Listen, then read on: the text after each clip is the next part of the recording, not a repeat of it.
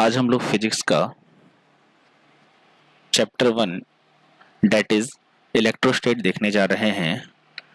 इलेक्ट्रोस्टेट से पहले सबसे पहले हम समझेंगे कि इलेक्ट्रोमैग्नेटिज्म क्या होता है।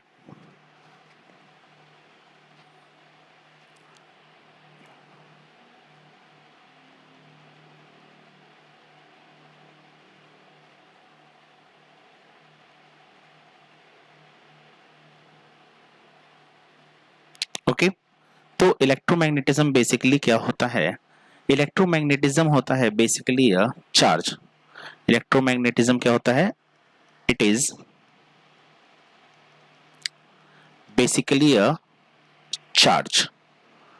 ठीक है, अब देखिए, अपने को 12th में जनरली पढ़ना है इलेक्ट्रोमैग्नेटिज्म, ऑप्टिक्स और मॉडर्न फिजिक्स। ठीक है, 12th का जो सिलेबस है वो 11th के सिलेबस से बहुत ज़्यादा डिफर है, क्योंकि 11th के सिलेबस में हम वैसी चीज़ें पढ़ते हैं जो कि हम अपने डेली लाइफ में देखते हैं, और जो अपना 12th का जो पूरा का पूरा सिलेबस है, बिल्कुल हम एक तरीके से बोल सकते हैं कि ये एक अदृश्य सिलेबस है, क्योंकि चार्ज क्या है जिसको हमने देखा नहीं है एग्जैक्टली। ठीक है, तो अपने अब हम जो पढ़ेंगे जनरली वो ऐसी चीजें पढ़ेंगे जो कि हमने अभी तक देखा नहीं है। ठीक है ना? तो हम बात करते हैं इलेक्ट्रोमैग्नेटिज्म की। तो इलेक्ट्रोमैग्नेटिज्म जो है से काइंड की बात करते हैं, तो बेसिकली ये 3 काइंड का होता है। That is first one is your electrostatic.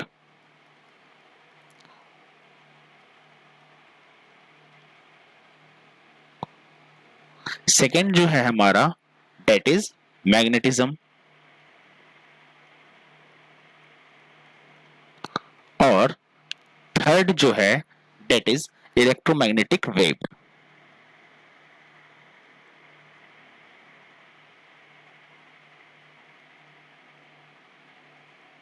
So, before the study of electrostatic, first of all we have discussed here electromagnetism. Electromagnetism की अगर काइंड की बात करें तो 3 काइंड्स का होता है, दैट इज इलेक्ट्रोस्टैटिक, मैग्नेटिज्म और इलेक्ट्रोमैग्नेटिक वेव। ठीक है, अब इलेक्ट्रोस्टैटिक बेसिकली क्या है हमारा, हम ये समझते हैं। इलेक्ट्रोस्टैटिक बेसिकली है हमारा, ये हमारा मिलके बना होता है इलेक्ट्रो प्लस स्टैटिक से। ठीक है, इलेक्ट्रो क्या होता है? Electro means charge, electro means charge, और स्टैटिक मीन्स होता है, स्टैटिक मीन्स फिक्स यानी कि रेस्ट। तो इलेक्ट्रोस्टेट बेसिकली हमारा क्या है? Charge is at rest. सीधा सीधा एक लाइन का आंसर है। ठीक है ना? इलेक्ट्रोस्टैटिक क्या है? चार्ज हमारा रेस्ट में होता है, दैट इज कॉल्ड इलेक्ट्रोस्टेट। फिर हम आते हैं मैग्नेटिज्म पर। मैग्नेटिज्म क्या होता है? मैग्नेटिज्म जो होता है इसमें charge is moving at a constant speed. Magnetism क्या होता है? मैग्नेटिज्म में चार्ज जो होता है मूव करता है एट अ कांस्टेंट स्पीड। और तीसरा है इलेक्ट्रोमैग्नेटिक वेव। इसमें क्या करता है? चार्ज एक्सेलरेट करने लग जाता है, means when charge is accelerating. ठीक है, अब देखिए इस तीनों काइंड्स में हम सिर्फ एक चीज पर आ रहे हैं, डेट इज की चार्ज। ठीक है ना? चार्ज। तो इलेक्ट्रोस्टैटिक क्या है? इलेक्ट्रोस्टैटिक में जो चार्ज होता है वो रेस्ट में होता है, इसमें मूव करता है एट ए कांस्टेंट स्पीड से, और इलेक्ट्रोमैग्नेटिज्म में ये एक्सेलरेट करने लग जाता है। तो ये तो आपको पता ही है कि चार्ज जो होता है हमारा वो 2 टाइप का होता है, डेट इज की पॉजिटिव और नेगेटिव। अगर हम चार्ज के यूनिट की बात करें, किसके यूनिट की बात करें? चार्ज की यूनिट की बात करें, तो अपने को पता है कि चार्ज का जो यूनिट होता है वो कूलम्ब होता है। ठीक है, और चार्ज हमारा 2 टाइप का होता है, डेट इज की पॉजिटिव और नेगेटिव। ठीक है, अब हम लोग थोड़ा सा आते हैं कि चार्ज का जो यूनिट होता है डेट इज पॉजिटिव और नेगेटिव, और जो सबसे छोटा चार्ज होता है, जो सबसे छोटा चार्ज होता है उसको हम बोलते हैं इलेक्ट्रॉन। जो सबसे छोटा चार्ज होता है उसको हम बोलते हैं इलेक्ट्रॉन। ग्रीक वर्ड है हमारा इलेक्ट्रॉन, और इलेक्ट्रॉन इक्वल टू होता है 1.6 इंटू 10⁻⁻90 कूलम। ठीक है, जो सबसे छोटा हमारा चार्ज होता है डेट इज की इलेक्ट्रॉन, और इलेक्ट्रॉन इक्वल टू होता है 1.6 इंटू 10⁻⁻90 कूलम। ठीक है, इससे भी छोटा जो हमने एक पार्टिकल फाइंड किया है डेट इज, उसको हम बोलते हैं क्वार्क्स। हालांकि अभी अपने को इसके बारे में पढ़ना नहीं है, लेकिन फिर भी ये अभी नया फाइंड हुआ है तो हम डिस्कस कर लेते हैं। क्वार्क्स जो कि होता है हमारा plus minus E/3 comma plus minus 2E/3 comma and so on, ये चलता जाता है। ठीक है ना। फिर अपने को पता है कि mass of electron, mass of electron जो होता है ये होता है मास ऑफ इलेक्ट्रॉन, जिसको हम me से रिप्रेजेंट करते हैं, और ये होता है हमारा 9.1 इंटू 10⁻⁻31 kg। ठीक है, mass of proton, mass of proton ये होता है हमारा 1.6 into 10⁻⁻27 kg। Mass of proton जो है वो एज इट इज सिमिलर होता है मास ऑफ न्यूट्रॉन के। ठीक है ना, I will repeat again, mass of proton जो होता है वो सिमिलर होता है मास ऑफ न्यूट्रॉन के, और दोनों का होता है 1.6 इंटू 10⁻⁻27 kg। ठीक है, अब हम आते हैं अपने चैप्टर पे, इलेक्ट्रोस्टैटिक पे। इलेक्ट्रोस्टैटिक में जो चैप्टर 1 अपने को पढ़ना है, इलेक्ट्रोस्टैटिक में जो चैप्टर 1 अपने को पढ़ना है that is electric charge and field. Electric charge and fields. ठीक है ना, हम अभी सिर्फ चार्ज के बारे में ही डिस्कस कर रहे हैं। तो इलेक्ट्रोस्टैटिक में जो पहला चैप्टर अपने को पढ़ना है that is electric charge and field. ठीक है, अब देखिए, आप अपने चारों ओर नजर घुमाइए। आप इस वीडियो को देख रहे हैं मगर आप अपने चारों ओर नजर घुमाइए, आपको दो चीजें देखने को मिलती है। पहला जो है उसको हम बोलते हैं रेडिएशंस, रेडिएशंस यानी कि लाइट, और सेकंड जो है वो है पार्टिकल। ठीक है, तो आप अपने चारों ओर नजर घुमाइए, आपको दो चीज देखने को मिलती है डेट इज की रेडिएशंस एंड पार्टिकल। तो हम बोल सकते हैं एक तरीके से the nature all around us consisting of two things, that is first one is your radiation और second one is your particle. आप जब चारों ओर नजर घुमाते हैं तो आपको दो चीजें मिलती है या दो चीजें पाई जाती है। जनरली आप दो चीजें देख सकते हैं, पहला है हमारा रेडिएशन और दूसरा है हमारा पार्टिकल। रेडिएशंस क्या होता है ये आपने क्लास 11 में पढ़ रखा है, रेडिएशन जिसमें कि हमारा वेव होता है, और पार्टिकल, पार्टिकल कोई वस्तु कोई चीज, और कोई वस्तु कोई चीज उसमें क्या होता है हमारा मास होता है, उसका वॉल्यूम होता है, वेट होता है, मोमेंटम होता है। ठीक है, फिर आप देखिए कि रेडिएशंस में क्या वेव होता है और पार्टिकल जिसमें मास वॉल्यूम मोमेंटम होता है, ये हमने क्लास 11 में डिस्कस कर रखा है। ठीक है, एक चीज जो दोनों में सिमिलर्स होती है एंड डेट इज, जो कि दोनों में सिमिलर होती है डेट इज एनर्जी। एनर्जी हमारी जिंदगी में बहुत बड़ा महत्व रखता है ये टॉपिक, डेट इज एनर्जी। ठीक है, and also I'm done my master in energy engineering, so I have a brief knowledge over this subject. okay, तो ये जो पार्टिकल है, ये जो पार्टिकल है, इस जो पार्टिकल की हम बात कर रहे हैं, ये जो पार्टिकल है वो किसी दूसरे पार्टिकल पर या मैटर पर क्या करता है, फोर्स अप्लाई करता है या कर सकता है। ठीक है ना, तो फोर्स अप्लाई करता है या कर सकता है, इट मीन्स कि उसको पुल और पुश भी कर सकता है। मैटर और पार्टिकल से हमें ये समझना है कि एक पार्टिकल जो दूसरे पार्टिकल पर क्या करेगा, फोर्स अप्लाई करेगा।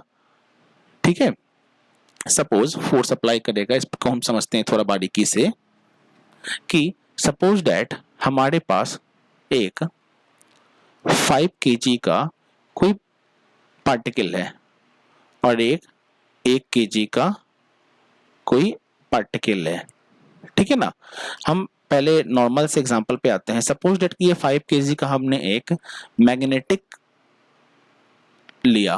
ठीक है ना, मतलब कि कोई मैग्नेट लिया जिसका वेट जो है वो 5 kg का है, और एक 1 kg का एक आयरन रॉड लिया। ठीक है ना, हमने देखा कि जो छोटा पार्टिकल है, ये जो छोटा ये है, ये क्या होता है, ये बड़े पार्टिकल की ओर क्या हो जाता है, अट्रैक्ट हो जाता है, ना कि बड़ा पार्टिकल छोटे पार्टिकल की ओर अट्रैक्ट होता है।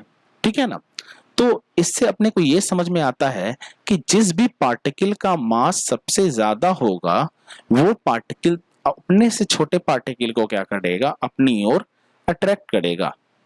ठीक है, जैसे कि आप घर पे बचपन में खेलते होंगे, आप एक चुंबक लेते थे, कुछ इस तरह का वो दिखता था। हम क्या करते थे कि छोटे से कांटी को इसके पास से, कील कांटी जिसको बोलते हैं, इसके पास से गिराते थे, तो ये जो क्या होता था, वो इस चुंबक पे चिपक जाता था। ये आप बचपन में खेलते होंगे। ठीक है ना, तो सीधी सीधी बात है कि कांटी का जो मास है, जो उसका वेट वॉल्यूम है, वो इस मैग्नेट के मास के वॉल्यूम के कम है। इसीलिए ये जो लोहे का जो कांटी है, वो क्या करता है, इस मैग्नेट की ओर अट्रैक्ट हो जाता है। तो इससे अपने को ये समझ में आया कि जिसका मास ज्यादा होगा, वो अपने से छोटे पार्टिकल को अपनी ओर क्या करेगा, अट्रैक्ट करेगा through out the gravitational force. इसको हम, जिस फोर्स को हम क्या बोलते हैं, ग्रेविटेशनल फोर्स बोलते हैं। तो सीधा सीधा समझ में आता है कि जिस चीज का मास सबसे ज्यादा होगा, तो सबसे ज्यादा मास इस धरती पे किस चीज का है, स्वयं धरती का, यानी स्वयं अर्थ का। तो अर्थ का जो ग्रेविटेशनल होगा, वो क्या होगा, सबसे ज्यादा होगा। ये अपने को सीधा सीधा समझ में आता है। इसलिए हम किसी भी वस्तु को या किसी भी सामान को, चीज को, पार्टिकल्स को जैसे ही हम छोड़ते हैं through out the gravitational force, वो क्या करता है, उसको अपनी ओर क्या करता है, अट्रैक्ट करने लगता है through out the gravitational force. क्योंकि अर्थ का इतना ज्यादा मास है कि कोई भी पार्टिकल को छोड़े तो उसे वो क्या करता है, अपनी ओर खींच लेता है। तो ये हम समझ गए कि जिसका ज्यादा मास होगा, तो ग्रेविटेशनल फोर्स के कारण वो छोटे से छोटे पार्टिकल को क्या करेगा, अपनी ओर खींच लेगा। ठीक है, फिर धीरे धीरे हम क्या करें, आगे चलते गए। आगे जैसे ही हम चले तो हमने देखा कि सपोज कि अगर मैंने बोला कि अगर ग्रेविटेशनल फोर्स अप्लाई होता है, तो जिस चीज का मास ज्यादा होगा, अपने से छोटे पार्टिकल को अपनी ओर अट्रैक्ट करेगा। तो हमने क्या किया, हमने एक, सपोज ये बोर्ड लिया, ये बोर्ड जिस पर मैं आपको ये पढ़ा रहा हूं। ठीक है ना, इस बोर्ड पर हमने इस मार्कर से रब किया। ठीक है ना, अब देखिए, अगर हमने इस बोर्ड पर इस मार्कर से रब कर रहे हैं, तो ये जो मार्कर से जो हमारा निकल रहा है, that is also called a particle. ये जो छोटे छोटे पार्टिकल हैं, that is also called a particle. तो अगर ग्रेविटेशनल फोर्स ज्यादा होता, तो ये पार्टिकल को बोर्ड पर नहीं चिपकना चाहिए था, इस पार्टिकल को नीचे गिर जाना चाहिए था। ठीक है ना, लेकिन ये क्या, बोर्ड पर चिपक गया। तो हमारे मन में क्वेश्चन अराइज हुआ कि is this force is greater than a gravitational force, मतलब ये जो बोर्ड पर जो फोर्स अप्लाई हो रहा है, क्या वो ग्रेविटेशनल फोर्स से ज्यादा है। ठीक है, तो ये हमारे मन में क्वेश्चन अप्लाई हुआ। फिर देखते हैं कि इसका आंसर क्या आता है।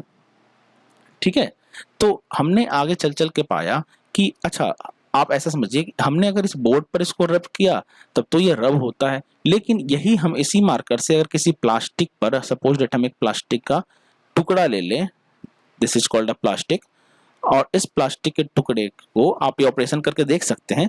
इस प्लास्टिक के टुकड़े से, इस प्लास्टिक के टुकड़े को के ऊपर हम अगर उसी चौक से, जिससे हम इस पर रब कर रहे हैं, उसी चौक से अगर हम इस पर लिखें, तो हम देखते हैं कि ये नहीं लिख पाते हैं। सही है, डेट इज कॉल्ड, इसको हमने बोला रबिंग ऑपरेशन। इसको हमने क्या बोला, रबिंग ऑपरेशन। हाँ, अगर आप मार्कर से लिखते हैं तो आप दोनों पर लिख पाते हैं, लेकिन चौक से लिखते हैं तो नहीं लिख पाते हैं। क्योंकि मार्कर जो होता है वो प्लास्टिक पर स्मूथली चलता है और उसमें कहीं ना कहीं रबिंग हो जाता है तो वो चलता है। अगर रबिंग नहीं होता तो वो नहीं चलता। जैसे आप किसी पेन से किसी कांच पे लिखिए तो उसमें क्या होता है, कोई भी घर्षण नहीं होता है तो वो क्या होता है, नहीं चलता है। लेकिन अगर मार्कर से लिखे तो उसमें घर्षण यानी कि रबिंग हो जाता है तो वो उस पे चलता है। खैर ये तो टॉपिक से बाहर की बात हो गई। तो हमने देखा कि ये जो फोर्स है जिससे हम पेन से इस पर लिख रहे हैं तो इसमें कुछ ना कुछ जो इसका फोर्स है वो ज्यादा लग रहा है, ठीक है ना, लेकिन मास अपना कम है। तो हमने पाया कि अगर यहाँ पे कुछ कुछ तो ऐसा होगा ना कि जो कि इस पर बोर्ड पर हम लिख रहे हैं तो ये चल रहा है और ग्रेविटेशनल फोर्स इसको अपनी ओर अट्रैक्ट नहीं कर पा रहा है। दैट मीन्स कि इसमें कुछ ना कुछ जनरेट हो रहा है और वो जनरेट जो हो रहा है उसको हम क्या बोलते हैं, उसको हम बोल रहे हैं चार्ज। डेट इज कि यहाँ पर कुछ ना कुछ चार्ज जनरेट हो रहा है और वो चार्ज जो है क्या कर रहा है, इसको अपनी ओर क्या कर रहा है, अट्रैक्ट कर रहा है। और ये जो चार्ज है वो उस ग्रेविटेशनल फोर्स से क्या है, ज्यादा है। ठीक है, तो ऐसा हमने बचपन में बहुत सारा ऑपरेशन भी किया होगा। जैसे कि हमने दो स्टोन को लिया और दो स्टोन को टकराएं तो उसके बीच में आप देखते होंगे कि चार्ज पैदा होता है। या फिर जब दो बादल भी कड़कता है आपस में टकराता है तो उसके बीच में भी क्या होता है, चार्ज पैदा होता है। तो टॉपिक हमारा दिमाग में सीधा सीधा क्लिक हुआ जिसको हम डिस्कस करेंगे अगेन, दैट इज चार्ज। ठीक है, तो आगे बढ़ते हैं, हम डिस्कस करते हैं इसके बाद में चार्ज। एंड चार्ज क्या, तो इलेक्ट्रिक चार्ज।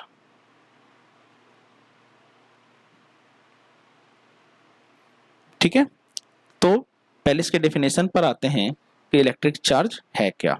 ठीक है, मेरे ख्याल से इलेक्ट्रिक चार्ज आप वैसे भी समझ गए होंगे कि कोई दो पार्टिकल को हम रब कर रहे हैं तो उसके बीच में कुछ ना कुछ चार्ज जनरेट हो रहा है। ठीक है, फिर इसके बारे में हम आगे और भी बात करेंगे। तो इलेक्ट्रिक चार्ज बेसिकली है क्या, इसका डेफिनेशन समझते हैं। Electric charge is the characteristic of particle, electric charge is the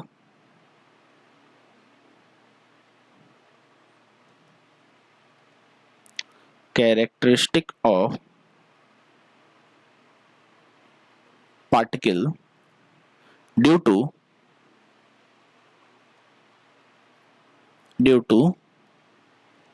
which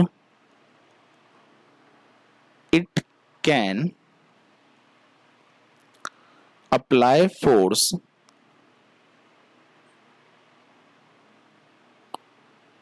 force on other particle.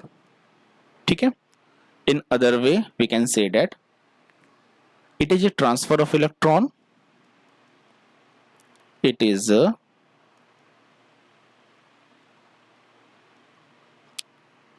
transfer of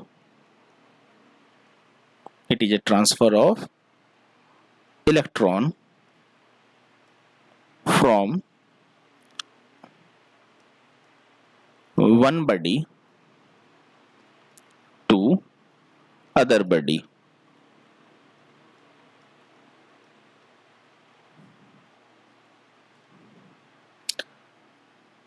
Other word, electrification is known as charge.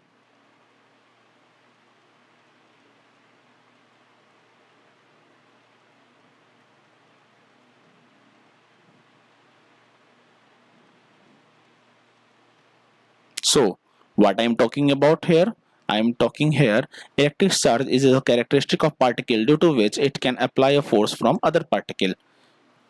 ठीक है, किसी एक पार्टिकल से किसी दूसरे पार्टिकल पर अगर फोर्स अप्लाई करते हैं तो उसके बीच में कुछ ना कुछ जो होता है जनरेट होता है, that generation is called a electric charge.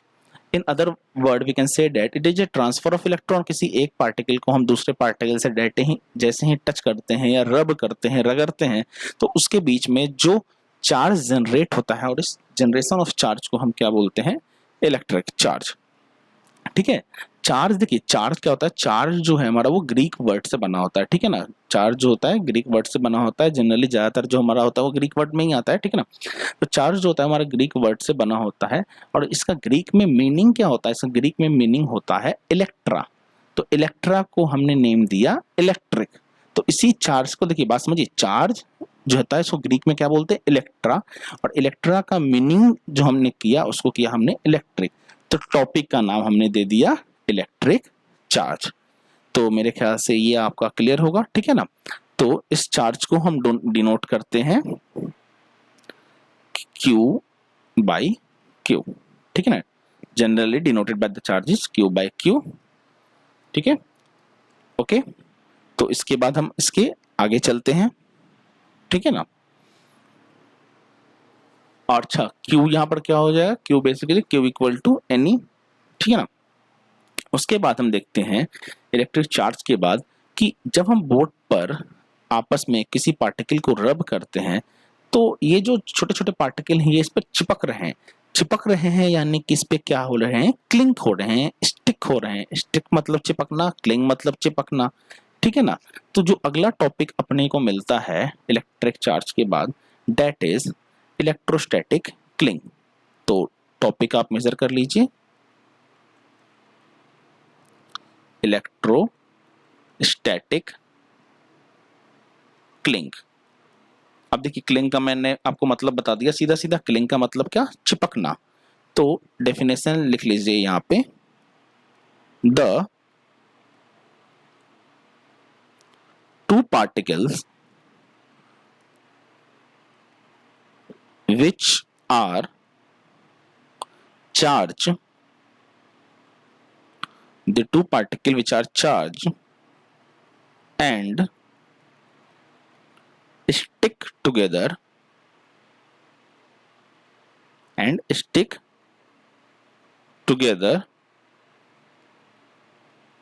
ठीक है ना, the two particles which are charged and stick together, that is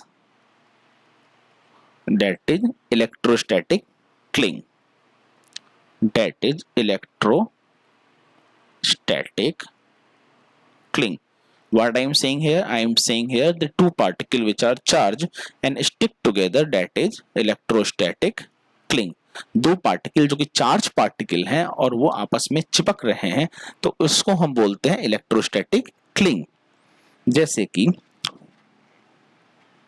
हाँ, तो इलेक्ट्रोस्टैटिक जैसे कि फॉर एग्जांपल हम लेते हैं, जैसे कि सीधा सीधा है ना, छोटा सा एग्जांपल ले लो कि आप धरती पे चलते हो तो आपका जो पैर होता है वो उस अर्थ से चिपकता है, तो आपके पैर में भी कुछ चार्ज है, उस अर्थ में भी कुछ चार्ज है, आपस में चिपकने का काम कर रहा है। तो उस चिपकने के प्रोसेस को हम सीधे सीधे सिंपल लैंग्वेज में बोल सकते हैं क्या, इलेक्ट्रोस्टैटिक क्लिंग, ठीक है।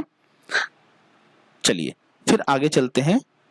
इलेक्ट्रोस्टैटिक क्लिंग के बाद जो अगला टॉपिक हमारा होता है that is frictional electricity।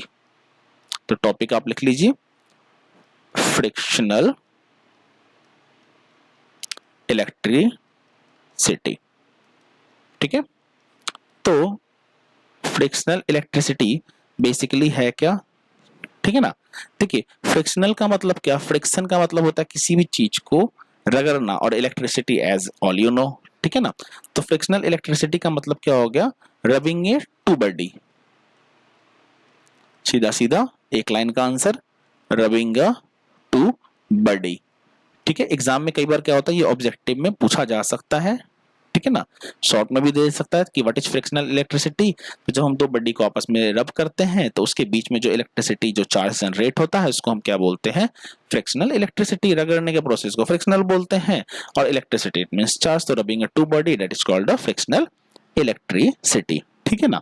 फिर देखिए ये जब हमने कर लिया, तो जब हम आगे चले तो हमने क्या किया, इसी तरह से हम कुछ कुछ फाइंड करते गए, एक्सपेरिमेंट करते गए। तो आगे चल के हमने क्या किया, एक एक्सपेरिमेंट किया। उस एक्सपेरिमेंट में, ये आप घर पे चाहे तो इस एक्सपेरिमेंट को प्रैक्टिकली भी कर सकते हैं। उस एक्सपेरिमेंट में हमने क्या किया कि हमने एक प्लास्टिक का बडी लिया, ठीक है ना। हमने क्या लिया उस एक्सपेरिमेंट में, एक प्लास्टिक बडी लिया, ठीक है ना। फिर एक प्लास्टिक बडी के बाद हमने क्या किया, एक ग्लास रड लिया, ठीक है ना, हमने एक प्लास्टिक बॉडी को लिया और एक ग्लास रॉड लिया, ठीक है ना, रॉड बोल दो या फिर आप बॉडी बोल दो, ठीक है ना। तो हमने क्या किया, एक प्लास्टिक बॉडी लिया और एक ग्लास रॉड लिया, ठीक है ना। दोनों को हमने क्या किया, चार्ज किया, मतलब ग्लास रॉड को भी हमने चार्ज किया और प्लास्टिक बॉडी को भी हमने चार्ज किया, या फिर आप सीधा सीधा ऐसे बोल सकते हैं कि दोनों हमने चार्ज बॉडी लिया और चार्ज पार्टिकल लिया, डेट इज की प्लास्टिक बॉडी और जो ग्लास रॉड है दोनों को चार्ज लिया, ठीक है ना। जैसे ही हम दोनों को आपस में टच कराते हैं तो हमने देखा कि एक यहाँ पे क्या होता है, एक स्पार्क जनरेट होता है, और ये जो स्पार्क जनरेट होता है तो उसके बाद ये क्या हो जाता है, दोनों डिस्चार्ज हो जाता है। जैसे कि फॉर एग्जांपल आप क्या करो कि एक छोटा सा एक प्लास्टिक का पेन लो, उस प्लास्टिक के पेन को आप क्या करो, एक कॉटन के कपड़े पे रगड़ो, उसको रब करो, तो इसका जो चार्ज पार्टिकल होगा, प्लास्टिक जो होगा वो क्या करेगा, अपने चार्ज को यानी कि पॉजिटिव चार्ज को क्या करेगा, छोड़ देगा, ठीक है ना, और ये क्या हो जाएगा, चार्ज हो जाएगा। उसके बाद आप इसको किसी छोटे छोटे चीजों पे, जैसे कि कागज के छोटे छोटे टुकड़े ले लो और उस पर आप इसको रखो, तो आप देखोगे ये छोटा छोटा कागज का टुकड़ा है वो क्या करेगा, इससे चिपकेगा, क्लिंग करेगा, ठीक है ना, इससे चिपकेगा, ठीक है ना। तो इसको हम बोलते हैं चार्ज पार्टिकल, ठीक है। तो ये आपको मेरे ख्याल से फ्रिक्शनल इलेक्ट्रिसिटी समझ में आ गया होगा, इलेक्ट्रोस्टैटिक क्लिंग समझ में आ गया होगा, ठीक है ना। तो हमने वापस हम अपने टॉपिक पर आते हैं, तो हमने देखा कि प्लास्टिक बॉडी और ग्लास रड जो हमने चार्ज ये दोनों पार्टिकल्स लिया, दोनों को आपस में टच कराया, तो यहाँ से एक स्पार्क जनरेट हुआ, स्पार्क यानी कि एक छोटा सा लाइट जनरेट हुआ। जैसे कि आप कैपेसिटर के दोनों लाइट तार को आपस में जैसे ही टच कराते तो वहां से भी क्या होता है, एक स्पार्क जनरेट होता है। तो हम जब बैठे हुए थे तो हमने देखा कि यही स्पार्क जो है वो बादल में भी जनरेट होता है। तो हमारे मन में क्वेश्चन एराइज हुआ कि is this spark is same as that spark, मतलब वहां जो स्पार्क जो जनरेट हो रहा है क्या वो यहाँ भी जनरेट हो रहा है। तो इसके लिए जो साइंटिस्ट जो आगे आए, जो आगे बढ़ के इसके बारे में खोज किए, उनका नाम है बेंजामिन फ्रैंकलिन, सही है ना। तो बेंजामिन फ्रैंकलिन ने क्या किया, जिन्होंने इस चार्ज के बारे में बहुत ज्यादा खोज की, ठीक है ना। तो बेंजामिन फ्रैंकलिन ने क्या किया, एक एक्सपेरिमेंट किया, ठीक है ना। बेंजामिन फ्रैंकलिन ने क्या किया, एक एक्सपेरिमेंट किया और उस एक्सपेरिमेंट को उन्होंने नाम दिया काइट एक्सपेरिमेंट, ठीक है। उस एक्सपेरिमेंट को उन्होंने नाम दिया काइट एक्सपेरिमेंट, काइट एक्सपेरिमेंट, ठीक है ना। तो बेंजामिन फ्रैंकलिन ने जो एक्सपेरिमेंट किया उसका नाम दिया उन्होंने काइट एक्सपेरिमेंट। उसमें इन्होंने क्या किया कि उन्होंने क्या किया कि एक पतंग को लिया और एक पतंग को जब बादल जो कड़क रहा था, दो बादल आपस में टकरा रहा था, तो उन्होंने वहां तक उसको उड़ाने की कोशिश की और उन्होंने देखा कि अगर वाकई उसमें अगर चार्ज जनरेट हो रहा है और वो चार्ज जो है वो इस स्पार्क वाले चार्ज के सेम है, तो कहीं ना कहीं मुझे करंट लगेगा। तो उन्होंने एक पतंग को लिया और इस पे खोज में चले गए। ये देखिए, ये शायद आप बचपन में भी ये स्टोरी पढ़ते होंगे, छोटी छोटी स्टोरी हमें जो बचपन में सुनाई जाती होगी कि काइट एक्सपेरिमेंट बेंजामिन फ्रैंकलिन ने किया था, कैसे देखा था उन्होंने कि जो दो बादल आपस में टकराता है तो उसके बीच में जो चार्ज जनरेट होता है, वो चार्ज होता है वो एज इट इज इस चार्ज के होता है। क्लास 5-6 का ही टॉपिक में ही ये आ जाता है, ठीक है ना। तो उन्होंने देखा कि जब वो पतंग उड़ा रहे थे उसी बादल में, तो बादल कड़कड़ा चार्ज जनरेट हुआ लेकिन उनको कुछ भी नहीं मिला, ठीक है ना। तो उन्होंने क्या किया, फिर उनको लगा आगे चलते चलते कि यार कुछ ऐसा होता है, कुछ ऐसा ले ले कि मेटल ले लेते हैं। तो मेटल में क्या होगा कि अगर चार्ज होगा तो जल्दी उसको अट्रैक्ट करेगा अपनी ओर, और अट्रैक्ट करेगा तो मुझे कहीं ना कहीं शॉक लगेगा। उन्होंने ऐसा भी किया तो भी वो क्या हो गए, फेल हो गए। फिर एक दिन क्या हुआ, हल्की बारिश हुई और वो धागा क्या था, वो भीगा हुआ था। फिर उन्होंने फिर से वो एक्सपेरिमेंट किया, जैसे कि बोलते हैं ना सफलता एक बार में नहीं मिलती है, बार बार कोशिश करनी पड़ती है। तो उन्होंने फिर से वो एक्सपेरिमेंट किया और वो एक्सपेरिमेंट किया तो उनको हल्का सा झटका लगा, ठीक है ना, and the experiment was successful, ठीक है। तो ये था अपना काइट एक्सपेरिमेंट जिनको बेंजामिन फ्रैंकलिन ने किया था। तो एग्जाम में आपसे ये क्वेश्चन भी एराइज हो सकता है कि what is kite experiment and what was it purpose, इसका पर्पस कहाँ पड़ा, इसका जरूरत कहाँ पड़ा। तो मेरे ख्याल से आप इजिली लिख सकते हैं, ठीक है ना। फिर वापस हम आते हैं अपने टॉपिक पे, ठीक है ना। फिर हम आगे बढ़ के हमने देखा कि हम यहाँ देख रहे थे कि जब प्लास्टिक बॉडी और ग्लास बॉडी को ले रहे थे तो आपस में क्या कर रहा था, ये रब कर रहा था। तो हमने क्या किया, फिर से इस एक्सपेरिमेंट को थोड़ा आगे बढ़ाया। हमने क्या किया कि एक धागे से एक प्लास्टिक बॉडी को बांध दिया और एक फिर दूसरे धागे से फिर से एक प्लास्टिक बॉडी को, हल्के प्लास्टिक बॉडी को हमने बांध दिया। इन दोनों का जो डिस्टेंस था वो बहुत कम था, सही है ना। तो हमने देखा कि ये दोनों पार्टिकल्स जो हैं वो एक दूसरे से क्या कर रहे हैं, रिपेल कर रहे हैं। क्या कर रहे हैं, रिपेल कर रहे हैं। रिपेल करने का मतलब वो एक दूसरे से क्या कर रहे हैं, दूर भाग रहे हैं। आई रिपीट अगेन, हम जो ये दो पार्टिकल्स को ले रहे हैं, इस जो दो पार्टिकल्स के बॉडी को ले रहे हैं, ये दोनों सपोज की ग्लास है, ठीक है ना। हमने दो ग्लास के पार्टिकल्स को क्या किया, एक धागे से बांध दिया बहुत ही नजदीक। तो हमने देखा कि ये दोनों क्या कर रहा है, ये दोनों एक दूसरे से दूर भाग रहा है। दूर भाग रहा है डेट मीन्स कि ये एक दूसरे से क्या कर रहा है, रिपेल कर रहा है, यानी कि दोनों का डायरेक्शन भी अलग हो गया। दोनों एक दूसरे से क्या कर रहा है, रिपेल कर रहा है, और इसको हम लोग रिपल्सन भी बोलते हैं, ठीक है ना।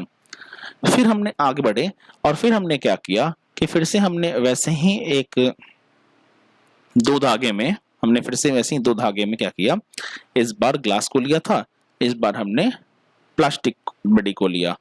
जैसे ही हमने दो प्लास्टिक बॉडी को लिया, फिर से हमने वही केस देखा जो कि यहां पर हो रहा था, यानी कि ये दोनों प्लास्टिक बॉडी जो है, ये दोनों प्लास्टिक बॉडी जो है वो फिर से एक दूसरे से क्या हो रहा है, दूर भाग रहा है, दूर भाग रहा है, यानी कि दोनों में फिर से क्या हो रहा है, हमारा रिपल्सन हो रहा है, ठीक है ना।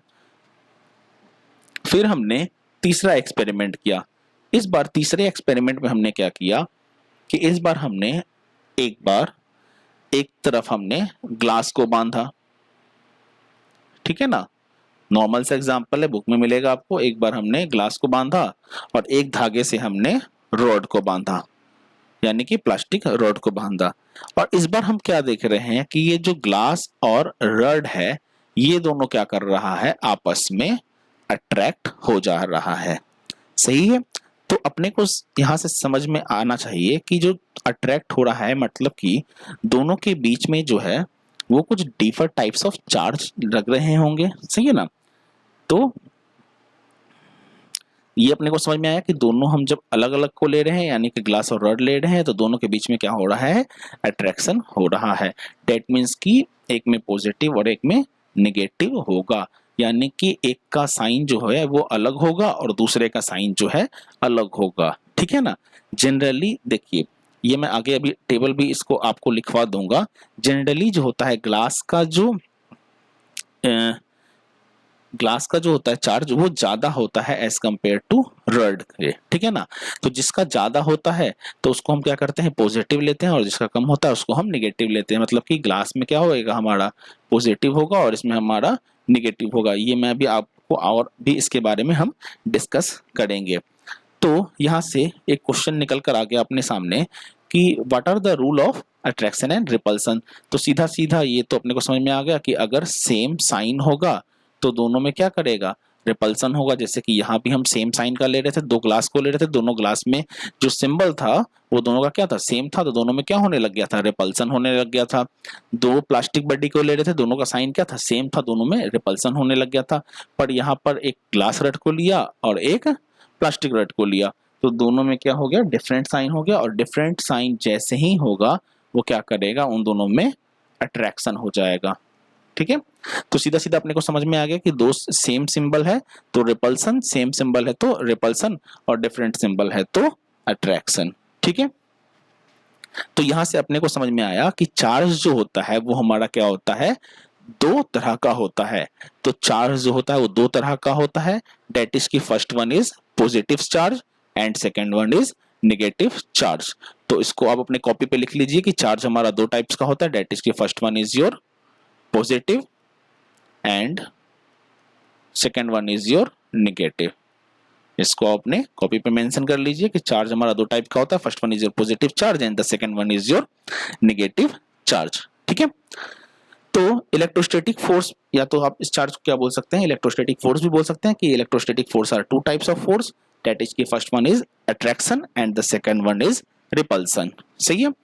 तो इसको भी आप मेंशन कर लीजिए। ये हो सकता है कि एक एक नंबर में क्वेश्चन भी पूछ दिया जाए आपसे एग्जाम में, और वो क्वेश्चन क्या होगा कि what is electrostatic force, what is electrostatic force and its types, तो आप बता सकते हैं कि इलेक्ट्रोस्टैटिक फोर्स क्या है, ठीक है ना। इलेक्ट्रोस्टैटिक फोर्स क्या है, जबकि हम किसी एक बॉडी पर दूसरे बॉडी पर क्या करते हैं, फोर्स अप्लाई करते हैं, तो उसको हम क्या बोलते हैं, इलेक्ट्रोस्टैटिक फोर्स बोलते हैं। और इलेक्ट्रोस्टैटिक फोर्स के बाद इसका टाइप्स आ गया, तो इलेक्ट्रोस्टैटिक का टाइप्स क्या है, अट्रैक्शन और रिपल्सन, ठीक है ना। अट्रैक्शन कब होगा, जब दोनों का साइन जो होगा वो क्या होगा, अलग होगा, और रिपल्सन कब होगा, जब दोनों सेम साइन का होगा, ठीक है। ये आपको इतना समझ में आ गया। देखिए अर्थ जो होता है, earth only a gravitational force due to its mass, earth में जो भी हमारा ग्रेविटेशनल फोर्स अप्लाई होता है वो ड्यू टू इसके मास के कारण ही होता है, ठीक है। तो आगे बढ़ते हैं। तो यहां से अपने को यह समझ में आया कि इलेक्ट्रिक चार्ज जो है वो दो तरह की प्रॉपर्टीज को शो करता है, डेट इज की पॉजिटिव चार्ज और नेगेटिव चार्ज। अगर चलिए इसको हम मेंशन कर लेते हैं। इलेक्ट्रिक चार्ज जो है, यहां से अपने को समझ में आ गया कि इलेक्ट्रिक चार्ज जो है वो दो टाइप्स का प्रॉपर्टीज को शो करता है, सही ना। First one is positive charge and second one is negative charge, ठीक है। पॉजिटिव चार्ज और नेगेटिव चार्ज। फिर अपने को समझ में आया कि अगर सिमिलर चार्ज होगा तो मेरे ख्याल से आपके दिमाग में आ गया होगा, डेट मीन्स कि सिमिलर चार्ज होगा तो वो क्या करेगा, रिपेल करेगा, ठीक है ना, रिपेल करेगा। और अगर डिसिमिलर चार्ज होगा, डिसिमिलर चार्ज होगा तो वो क्या करेगा, एक दूसरे को अट्रैक्ट करेगा, ठीक है ना। फिर आगे एक पॉइंट आता है, डेट इज की नेट चार्ज। तो नेट चार्ज क्या होता है, सीधा सीधा समझिए कि किसी भी बॉडी में जितना पॉजिटिव चार्ज होगा और जितना नेगेटिव चार्ज होगा तो हमारा नेट चार्ज होगा वो क्या होगा, हमारा जीरो होगा। What I am saying here,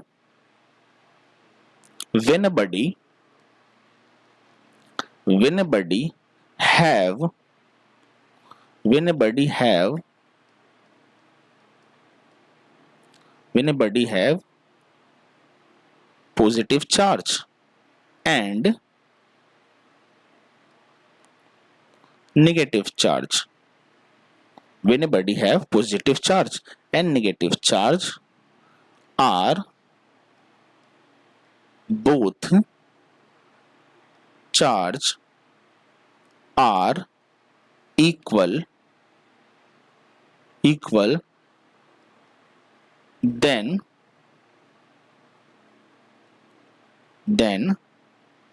net charge is zero. कोई बॉडी है जिसमें पॉजिटिव चार्ज भी है और नेगेटिव चार्ज भी है, ठीक है ना।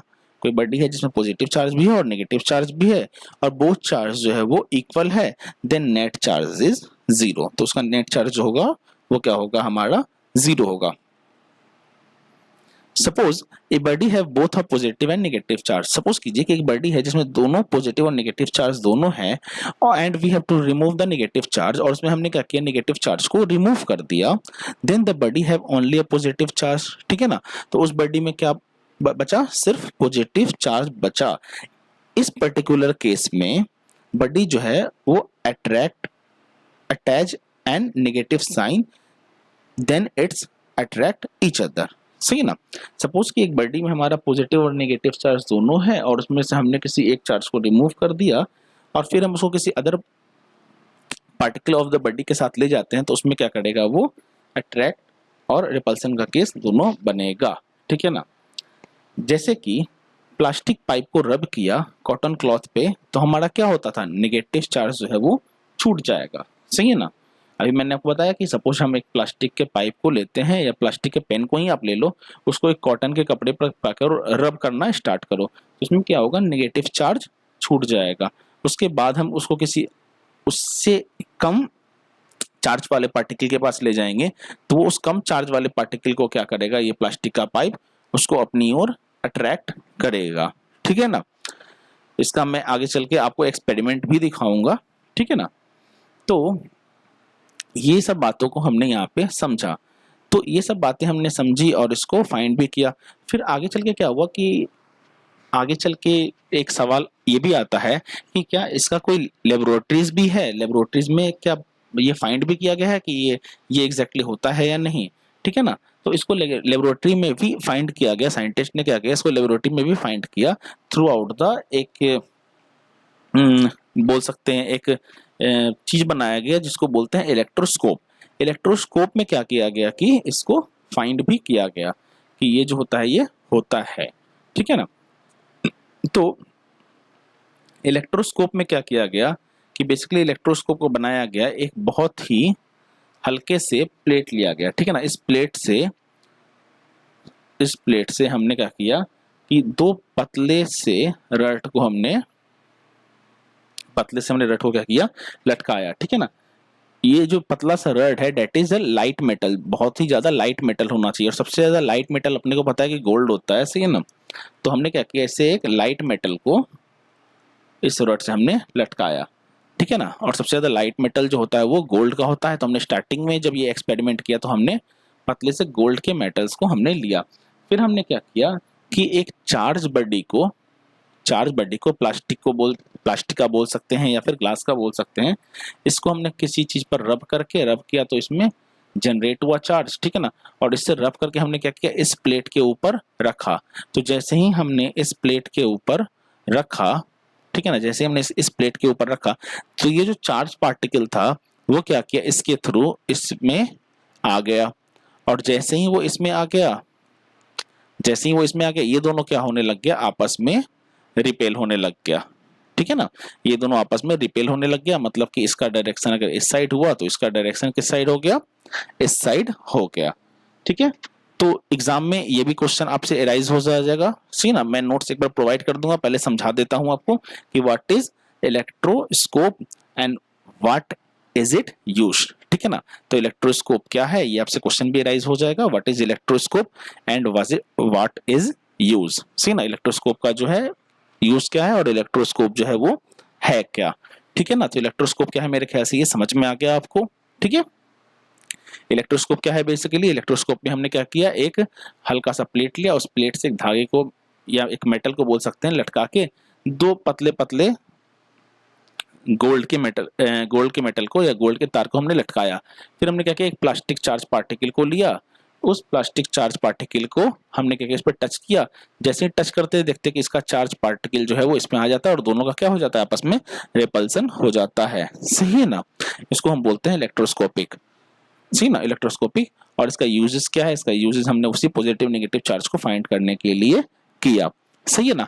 अब इसके बाद देखिए, इसके बाद मैं आपसे बात कर रहा था कि हमने कुछ सीरीज बनाए। भैया अगर हम सपोज डेट अगर एक ग्लास पार्टिकल को लेते हैं, ये आपके मन में क्वेश्चन भी आ रहा होगा, हम एक ग्लास पार्टिकल को लेते हैं और एक सपोज डेट वुड लेते हैं, सिल्क लेते हैं या फिर एक ग्लास रड को लेते हैं और एक प्लास्टिक रड को लेते हैं। तो हम अगर ग्लास रड को और प्लास्टिक रड को लेते हैं तो हम कैसे जानेंगे या कैसे मानेंगे कि कौन सा पॉजिटिव है और कौन सा निगेटिव है। आपके मन में ये क्वेश्चन भी आ रहा होगा। जैसे कि हमने यहाँ रखा है इसको, तो हमने सिर्फ पॉजिटिव ही लिया। ठीक है ना। इस लाइट मेटल को हमने क्या किया, निगेटिव किया, क्योंकि गोल्ड क्या होता है, गोल्ड लाइट होता है तो उसको हमने निगेटिव में रखा। ठीक है ना। तो वापस क्वेश्चन पे आते हैं। क्वेश्चन क्या था कि हमने सपोज डेट ग्लास रड को लिया और एक प्लास्टिक रड को लिया, तो हम कैसे जानेंगे कौन सा पॉजिटिव है और कौन सा निगेटिव है। तो इसके लिए हमने एक सीरीज डिफाइंड की जिसको हम बोलते हैं मेंबर ऑफ सीरीज। सही ना, मेंबर ऑफ सीरीज, या फिर हम इसको बोलते हैं इलेक्ट्रोस्टैटिक सीरीज, जो कि क्या आपको बहुत अच्छे तरीके से मालूम होना चाहिए। सही है ना। तो ये आप सीधा सीधा क्या करना है, इसको रट जाना, इलेक्ट्रोस्टैटिक सीरीज। ठीक है ना। और इलेक्ट्रोस्टैटिक सीरीज को हमने डिफाइन किया। तो इलेक्ट्रोस्टैटिक सीरीज को जब हमने डिफाइन किया तो इसमें जो सबसे पहला नंबर आया वो आया हमारा ग्लास का। ठीक है ना। ग्लास के बाद जो सेकेंड नंबर आया, ये आप कॉपी में लिख लीजिएगा, ग्लास का जो सेकेंड नंबर आया वो हमारा आया प्लेनेल का। ठीक है ना। जो थर्ड नंबर हमारा आया वो आया हमारा वुड का। जो फोर्थ नंबर आया वो आया हमारा सिल्क का, जो 5th नंबर आया, 5th में हार्ड मेटल। 6 नंबर जो है वो है हमारा हार्ड रबर, ठीक है। उसके बाद इसी इलेक्ट्रोस्टैटिक सीरीज में आगे बढ़ते गए, आगे हमने लिया हार्ड रबर के बाद सीलिंग वैक्स, सीलिंग वैक्स, फिर हमने 8वें नंबर पर इस सबको मेटल को हमने रैंडमली इस तरह से रखा। सीलिंग वैक्स के बाद हमारा आया डिजाइन यानी कि प्लास्टिक,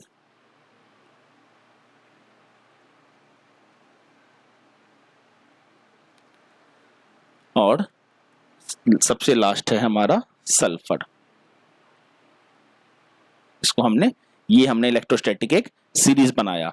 अब देखिए जैसे कि हम यहाँ पर ग्लास ले रहे थे और प्लास्टिक ले रहे थे, तो ग्लास पे हमने कौन सा चार्ज लिया, पॉजिटिव लिया, और प्लास्टिक पे नेगेटिव लिया। क्योंकि हमने जो इलेक्ट्रोस्टैटिक सीरीज बनाया है, इस सीरीज में हमने क्या रखा कि ग्लास जो होगा वो पॉजिटिव होगा, जबकि वुड क्या होगा, नेगेटिव होगा। अगर हम वुड और सिल्क को लें तो वुड क्या होगा, पॉजिटिव होगा, और सिल्क क्या होगा, नेगेटिव होगा। अगर हम सिल्क और हार्ड मेटल को लें तो सिल्क क्या होगा, पॉजिटिव होगा, और हार्ड मेटल क्या होगा, नेगेटिव होगा। यदि हम हार्ड मेटल और हार्ड सल्फर को लें तो हार्ड मेटल क्या होगा, पॉजिटिव होगा, और हार्ड रबर क्या होगा, निगेटिव होगा। तो इस तरह से हमने एक इलेक्ट्रोस्टैटिक सीरीज बनाया जिसमें हम एक कॉमन सा एग्जांपल ग्लास और इस प्लास्टिक को उठा रहे थे। तो अपने को बताया कि ग्लास क्या होगा, वो पॉजिटिव हो जाएगा, और ये डिजाइन यानी कि प्लास्टिक जो क्या हो जाएगा, वो निगेटिव हो जाएगा। तो ऐसा हमने एक सीरीज जो है वो क्रिएट किया एज फॉर एक्सपेरिमेंट, और इसको हमने जो नाम दिया उसका नाम दिया हमने इलेक्ट्रोस्टैटिक सीरीज, ठीक है। तो आज के लिए हम इतना ही रहने देते हैं, फिर हम नेक्स्ट क्लास में समझेंगे और इसके आगे, ठीक है ना।